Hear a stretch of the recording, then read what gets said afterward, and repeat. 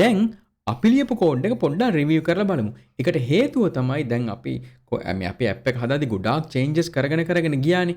නමුත් අපිට පොඩ්ඩක් නැවතිලා අපේ කෝඩ් එක සම්පූර්ණයෙන් මුල ඉඳන් කොහොමද එක්සිකියුට් වෙන්නේ කියලා අපි මතක් කරගන්න බැරි වුණානේ. ඉතින් මේ වෙලාවේදී හොඳ අවස්ථාවක් පොඩ්ඩක් නැවතිලා අපේ කෝඩ් එක රිවිව් කරගන්න. ඉතින් ඒක ගොඩාක් හොඳ දෙයක් අපිට කෝඩ් එකක එහෙම නැත්නම් අපේ Flutter ඇප්ලිකේෂන් එකක කොහොමද ආකිටෙක්චර් එක තියෙන්නේ, මොන වගේ කම්පොනන්ට්ස් මේකේ තියෙන්නේ, මොන වගේ තැන්ද මේක ඔප්ටිමයිස් කරන්න පුළුවන් කියලා ලේසියෙන් තේරුම් ගන්න පුළුවන්. අපි මෙතනදී කෝඩ් එක ආපහු ඔප්ටිමයිස් කරන්න යන්නේ නැහැ. නමුත් හොඳ අවස්ථාවක් අපිට කෝඩ් එක ආපහු රිවයිස් කරලා මුළු ආකිටෙක්චර් එක තේරුම් ගන්න. ඉතින් අපේ දකුණු පැත්තේ මෙන්න මේ ඇප් එක අර අපි කලින් කතා කරපු විදිහටම රන් වෙනවා. ඒකේ චේන්ජස් ඔක්කොම වෙනවා. මේකේ ඒජ් එකේ දැනට ෆන්ක්ෂනල් ටිකක් නැහැ. මොකද ඒජ් එක අපි කැල්කියුලේෂන් වලට පාවිච්චි කරන්නේ නැහැ. නමුත් UI කොම්පොනන්ට් එකක් විතර තියෙනවා. දැන් අපි කෝඩ් එක පොඩ්ඩක් රිවිව් කරලා බලමු පොඩි වෙලාවක් අරගෙන කොහොමද අපි මේක ලියලා තියෙන්නේ කියලා.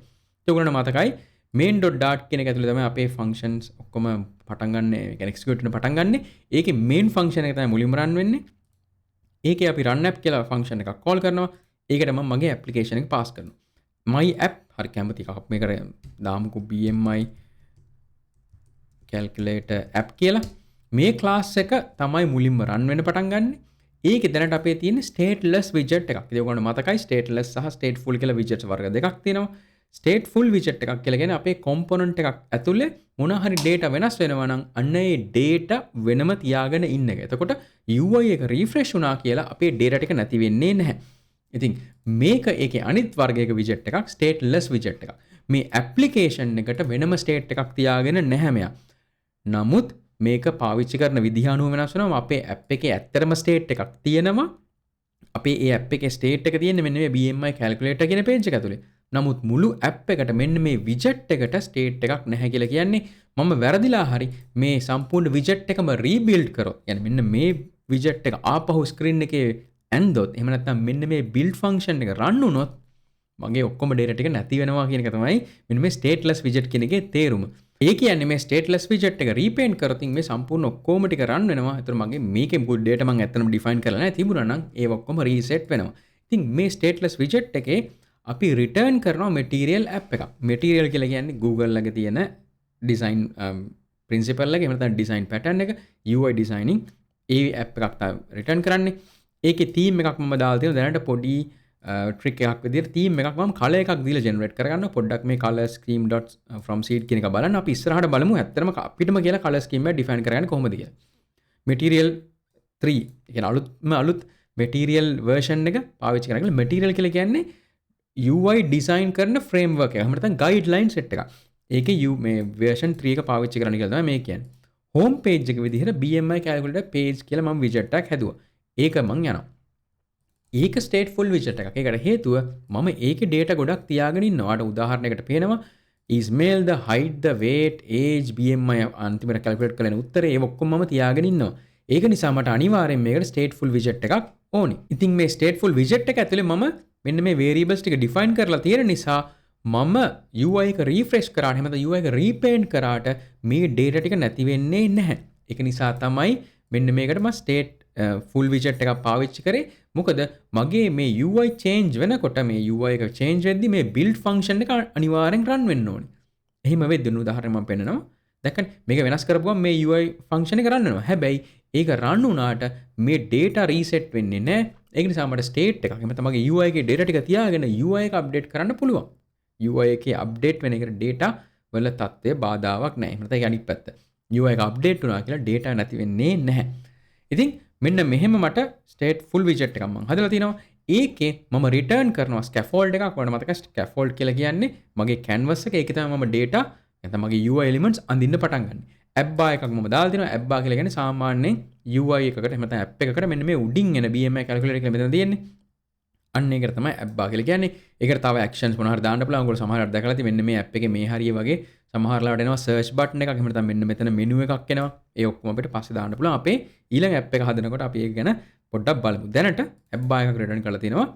මේකේ BMI calculator කියලා test එකක් දාලා. මේකේ background color එකට දාලා තිනවා මම background color කියලා. මේ K කියලා කියන්නේ Flutter වල නැත්නම් Dart වල standard එකක් විදිහට constants define කරන විදිහ. එතකොට මට වෙනම file එකක මම මෙන්න මේ constants ටික ඔක්කොම define කරගත්තා. එතකොට colors තියෙනවා, මගේ fonts තියෙනවා, පාටවල් ටික, styles මේ ඔක්කොම ටික මම දාලා තියලා තියෙනවා. ඊට පස්සේ බෑග්‍රවුන්ඩ් කලර් එකක් මම සෙට් කරලා තියෙනවා මගේ බෑග්‍රවුන්ඩ් කලර් එකට. ඊට පස්සේ සයිස් බොක්ස් එකක් තමයි මම ඩිෆයින් කරලා තියෙන්නේ. මොකද මට මේක සම්පූර්ණයෙන් ස්ට්‍රෙච් වෙන්න ඕනේ. මගේ UI එක සම්පූර්ණ ඇදිලා යන්න ඕනේ. ඉතින් මේක සමහරට මට ඕන නැති වෙන්නත් පුළුවන්. මම මේක අයින් කරලා බලන්නම්. මොකද මම expanded කියලා දාපු නිසා. remove this widget. ඔව්. මම මේක save කරාම ඔයාලට පේනවා. මේක refresh කරලා පෙන්නන්න. එතකොට මගේ මේ ප්‍රශ්නයක් ආවේ නැහැ. ඔයගොල්ලෝ මතකද දන්නේ නැහැ මේක මම මුලින්ම හදන්න ගන්නකොට මට UI එකේ පොඩ්ඩක් ස්ක්වෂ් වෙලා තමයි. නැත්නම් width එක සම්පූර්ණ ස්ක්‍රීන් එකේ තිබුණේ නැහැ. ඒක නිසා තමයි මම size box එකක් දැම්මේ.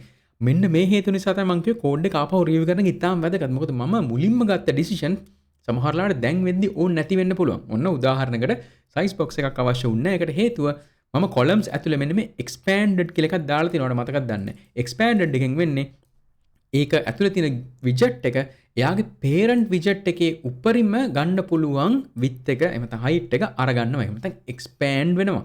ඒක නිසා තමයි මට අර size box එකක් දාලා මේ width එක infinity දාන්න ඕනේ නැත්නම් ඒ කියන්නේ මෙන්න මේකනේ මම ගාව තිබ්බේ. මෙන්න මේ width එක double dot infinity කියලා මට දාන්න අවශ්‍යතාවයක් ආවේ නැහැ. මොකද මේ column එකෙන් මෙන්න මේ expanded එකෙන් ඒක handle කරලා දෙන නිසා.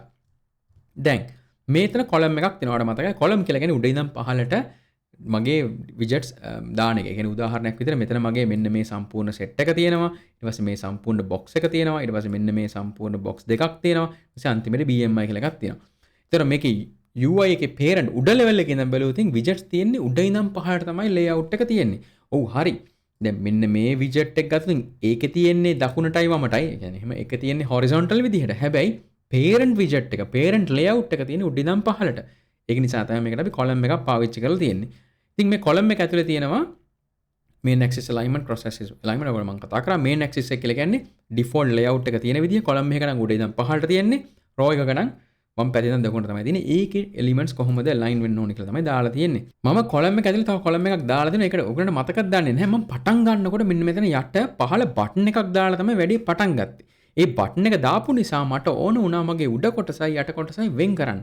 ඒක නිසා තමයි මම මෙතන column එකක් දාලා ඔයාලට පේනවා මේ column එක මම මේ parent column එකේ පහළ column එක මම එහෙම අයින් කරොත් පහළ තියෙන අර BMI කියන text එක තමයි ඇත්තටම තියෙන්නේ.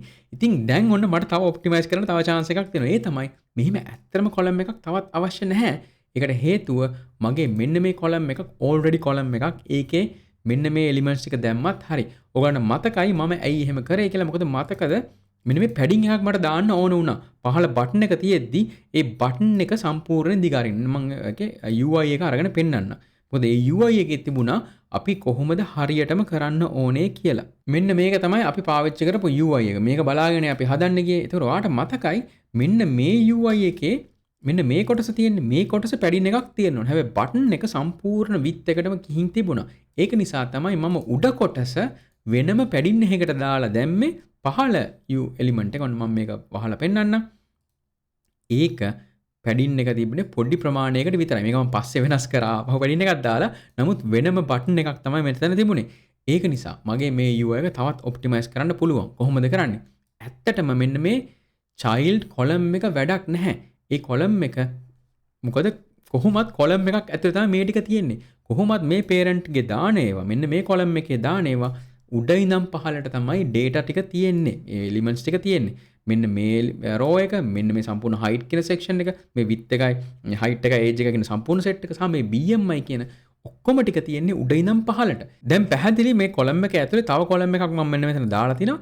ඒක ඇත්තටම ලොකු තේරුමක් නැහැ. මොකද මේක මම දැම්මේ ඔයාලට මතකයි මම කලින් කිව්වනේ අර බටන් එක වෙනම යටින් දාන්න ඕන නිසා මෙන්න මේකේ තිබුණ විදිහට මෙන්න මෙතන තිබුණානේ මගේ ෆයිල් එක UI ෆයිල් එක මේකේ තියෙන්න ඕන නිසා තමයි මම එහෙම කරේ. නමුත් මගේ UI එක ධම්ම ටිකක් වෙනස් කරා. ඒක නිසා මට තවදුරටත් මෙන්න මෙහෙම මේ මෙතන පොඩි ગેප් එකක් තියලා සහ මෙතන සම්පූර්ණ එකක් අවශ්‍ය නැහැ. මම මේක මෙන්න මෙහෙම තවත් කන්ටේනර් එකකින් රීප්ලේස් කරා. ඒක නිසා මට මේක අවශ්‍යතාවයක් නැහැ. එහෙනම් මට ලේසියෙන්ම මෙන්න මේ children ටික ඔක්කොම අරගෙන parent column එකට දාන්න පුළුවන්. එහෙම කිසි ප්‍රශ්නයකට නැතුව වැඩ කරන්න ඕනේ. ඉතින් අපි ඒක කරමු දැන්. මෙහිම තමයි මම අර කිව්වේ කෝඩ් එකක් ලිව්වට පස්සේ අපි එක එක changes කරගෙන යනවානේ. සමහර ලාවට මට මුල ඉඳන් බැලුවොත් විතරයි ඇත්තටම කෝඩ් එකේ තියෙන ප්‍රශ්න ටික පැහැදිලි වෙන්නේ. ඉතින් මේක හොඳ උදාහරණයක්. ඒකට අනිවාර්යෙන්ම මොකක් හරි widget එකක් හැදුවට පස්සේ මොන හරි page එකක් හැදුවට පස්සේ ආපහු පාරක් මුල ඉඳන් ගිහින් බලන්න ඔයාගේ layout එක ඇත්තරම හොඳ ඔප්ටිමයිස් කරපු ලේඅවුට් එකක්ද තියෙන්නේ කියලා. ඒතර ආ බැලුවොත් පේනවා මේක කොලම් එක ඇතුලේ රෝ එකක් තියෙනවා. ඊට පස්සේ සයිස් බොක්ස්, කන්ටේනර්ස් මෙන්න මේ ඔක්කොම ටික මේක ඇතුලේ තමයි තියෙන්නේ. මම අර හදපු දේවල්. මෙන්න මේක තමයි මගේ BMI section එක. එහෙනම් මට පුළුවන් මෙන්න මේ කොලම් එක සම්පූර්ණයෙන් අයින් කරලා දාන්න. මං හිතන්නේ හැබැයි මට මෙතන මේක අයින් කරන්න පුළුවන් කියලා. මොකද මේක ඇතුලේ children වල ගොඩාක් තියෙනවා. children තියෙනවා නම් කොලම්ස් එහෙම අයින් කරන්න බෑ. එහෙනම් මම මේ children ටික ගිහිල්ලා කට් කරලා අරගන්නවා. ඉතින් මේක රෝ එකකින් මම පටන් ගන්න ඕනේ. ගිහිල්ලා මම ඔක්කොම ටික මෙතනින් කට් කරලා අරගන්නවා. ඉතින් ඒජ් එක ඔන්න තිබුණා. දැන් ඔන්න මගේ කොලම් එකේ මේවා ටික ඉවරයි. මෙන්න මෙතනින් තමයි මගේ කොලම් එකේ children ඉවර. මෙන්න මෙතනින් තමයි children ටික ඉවර. මොකද මේක තමයි මගේ කොලම් එක. ඊට පස්සේ මම ගිහින් මේ කට් කරනවා. කට් කරලා මම මෙන්න මේ කොලම් එක සම්පූර්ණයෙන් අයින් කරලා දානවා. දාලා මට පුළුවන් මෙන්න මේ පැඩින් එකත් මට අවශ්‍ය නැහැ දැන්. මෙතන ගිහිල්ලා අර children ටික මම paste කරනවා. දැන් මම මේක සේව් කරාට පස්සේ ඔයාලට පේනවා පොඩ්ඩක් UI එක පොඩ්ඩක් අප්සෙට් වුණා. මම රීස්ටාර්ට් කරන්නම්. දැන් මට තියෙන්නේ පැඩින් ටික හදන්න. පැඩින් එක තියෙනවා මෙන්න මෙතන. මගේ මෙන්න මේ කොලම් එකට මම පැඩින් එකක් දාලා තිබුණේ නැහැ. ඒ නිසා මම මේකට ගිහින් පැඩින් එකක් දැන් ඇඩ් කරනවා. එයා තමයි මගේ parent එක. මේකට මම 32යි කියලා තිබුණේ. ඔන්න ඔය 32 කියන එක දානවා. ඊට පස්සේ මෙතන BMI එකට උඩින් අන්තිමේකට කලින් පොඩි පැඩින් එකක් එන්න ඕනේ. මෙන්න මෙතන තමයි ඒ BMI එක තියෙන්නේ. මේකනේ මගේ ඊළඟ කන්ටේනර් එක. ඉතින් මෙතන කන්ටේනර් එකක් මම දාලා තිනවා. ඒකේ පැඩින් එකක් තමයි මම දාලා තින්නේ. පැඩින් එකක් කියලා කියන්නේ ඔයාලා දන්නවා කන්ටේනර් එක ඇතුළේ තියෙන කන්ටෙන්ට්ස් වලට ඕන කරන ગેප් එක. ඒතර මේ කන්ටේනර් එකේ මේකනේ කන්ටේනර් එක. ඒකේ ඇතුළේ තියෙන ગેප් එක තමයි මේ පැඩින් එකෙන් කියන්නේ. එහෙනම් මට තවත් හොඳයි මේක ગેප් එක හදා ගන්න ඕන නම් මෙන්න මේ සයිස් බොක්ස් එකක් මෙන්න මෙතනට දාගන්න එක. ඔන්න මගේ UI එක අර මේ ආපහු තිබ්බ තත්ත්වයටම පත් වුණා. පොඩි alignmentස්කම් තියෙන බල. නමුත් මේන්ලි තිබුණ ස්ට්‍රක්චර් එකකට මම හැබැයි වඩා හොඳ ස්ට්‍රක්චර් එකකට තමයි මගේ දැන් ආවේ.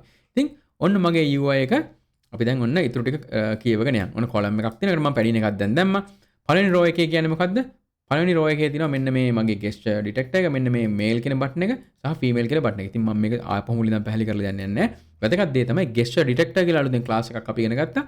ඒකෙදි පුළුවන් ටැප් කරන ඒවා, ඩබල් ටැප් කරන ඒවා, ටැප් කරලා ඔබාගෙන ඉන්න කෙනෙක් press and hold කියන ඒවා ඒ වගේ ඔක්කොම කරන්න පුළුවන්. මම on tap කියන එකේ තමයි මේක catch කරේ.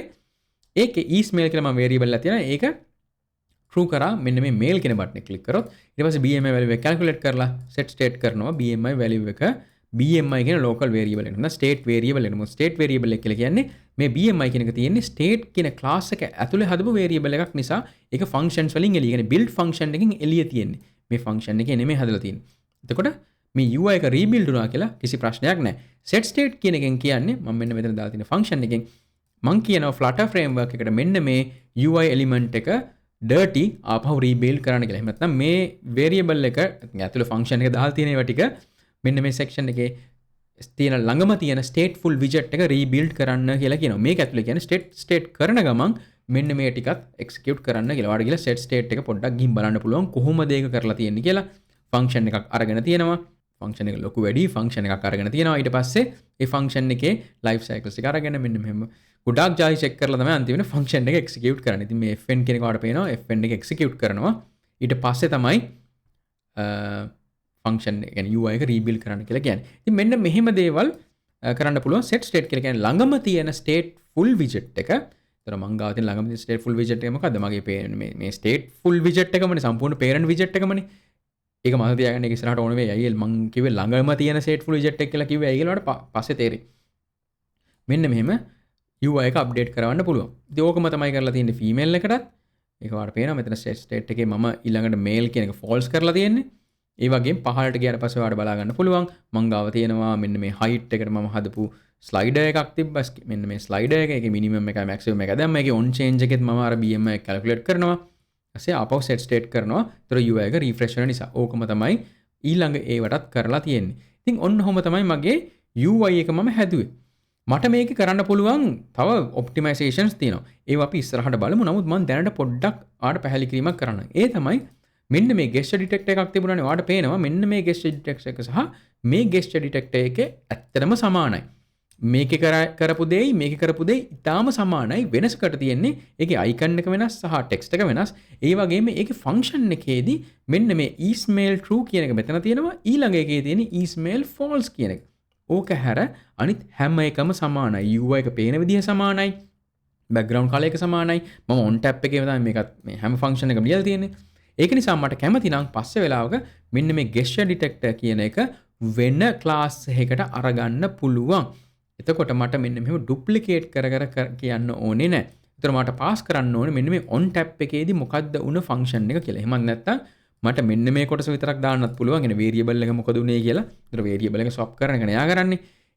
එහෙම නැත්නම් මට මේ සම්පූර්ණ ෆන්ක්ෂන් එකම පැරාමීටර් එකක් විතර මෙන්න මෙහෙම පාස් කරන්න පුළුවන්. උදාහරණයක් on tab කියලා අපි on button pressed කියලා ෆන්ක්ෂන් එකක් මෙන්න මෙහෙම පාස් කරන්න පුළුවන් පැරාමීටර් එකක් විදියට. එතකොට මේකද මම ෆන්ක්ෂන් ක්ලාස් එකක් විතර දානවා. මේ ෆන්ක්ෂන් එකක් විතර පාස් කරලා ඔක් කරන්න පුළුවන්. මම තව චුට්ටකින් පැහැදිලි කරලා දෙන්නම්. අදහස තමයි මෙන්න මෙතන මට පුළුවන් මෙයාව කොම්පොනන්ට් එකක් විදිහට එක්ස්ට්‍රැක්ට් කරගන්න. මගේම කියලා විජට් එකක් විදිහට එක්ස්ට්‍රැක්ට් කරගන්න පුළුවන්. එතකොට මගේ කෝඩ් එක තවත් ක්ලීන් වෙනවා.